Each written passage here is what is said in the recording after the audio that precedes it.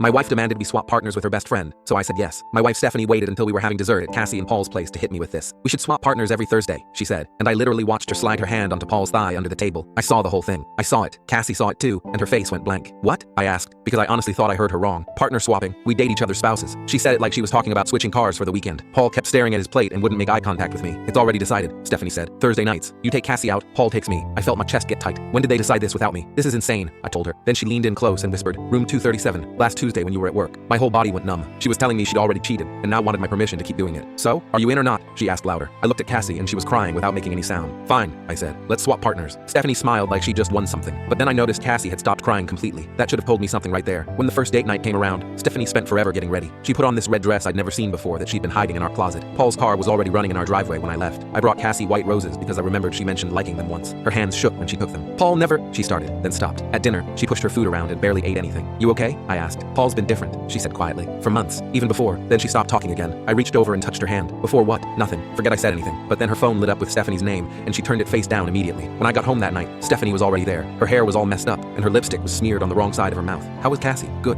How was Paul? Then she started telling me everything they did. The hotel room, the balcony, what they did against the wall. She kept getting louder with each detail. Stop, I told her. Why? Don't you want to know? No. Her face got all twisted up. Well, I'm telling you anyway. She kept going with more details while I pulled out my phone and texted Cassie. Thank you for a lovely evening. Stephanie saw my screen and threw her wine glass at the wall. It shattered everywhere, and I just stood there looking at her. The next week, I had to pick Cassie up because her car broke down out of nowhere. Paul was supposed to drive me, she said, looking confused. He forgot. At dinner, she had way too much wine. Can I tell you something? She asked, and her eyes looked glassy. Tuesday afternoons. That's when it started. My heart started racing. What started? She covered her mouth with her hand. Nothing. Forget it. But Tuesday was when Stephanie had mentioned the hotel, and we both knew what she meant. Then we had to go to Stephanie's parents' house for dinner. Stephanie showed up late, and I could smell Paul's cologne all over her clothes. Her mom noticed it right away, and her face changed. Is that men's cologne? The whole table went quiet. We're sharing partners with Cassie and Paul, I said. Every week. Her dad dropped his fork, and it made this loud sound. Sharing? Taking turns dating each other's spouses. Stephanie's idea. Her mom stood up from the table. In my house, she said, and her voice was shaking. Stephanie tried to explain, but everyone had already smelled the cologne and knew what was happening. That night, Cassie called me. I know about Tuesday afternoons. I felt sick to my stomach. What about them? I followed Paul once, 4 months ago, to the hotel. She sounded drunk. I saw everything. By week 5, everything fell apart. It was Cassie's birthday, and I threw her a surprise party. I made a video of all her artwork and gave this speech about how talented and kind she was. Paul forgot it was her birthday completely. I watched Stephanie watch Cassie cry happy tears and hold on to me like she didn't want to let go. That night, Stephanie came home from Paul's and started telling me what they did in graphic detail again. Stop. I don't want to hear it. She got mad. But I'm telling you everything. I didn't ask. Then she demanded to know what Cassie and I did together. We talked, I told her. Talked? She's going through a lot. Paul's been distant for months. I watched Stephanie's face change when she realized her best friend was falling for me while she was throwing away our marriage for physical intimacy. The next morning, Stephanie was shaking. We're stopping this immediately. I showed her my phone with all these screenshots Cassie had sent me. 4 months of text messages between Stephanie and Paul, including ones from before she ever mentioned swapping. Cassie's known the whole time, I told her. She wanted to see if you'd confess. Stephanie's face went completely white. She's filing for divorce. I am too.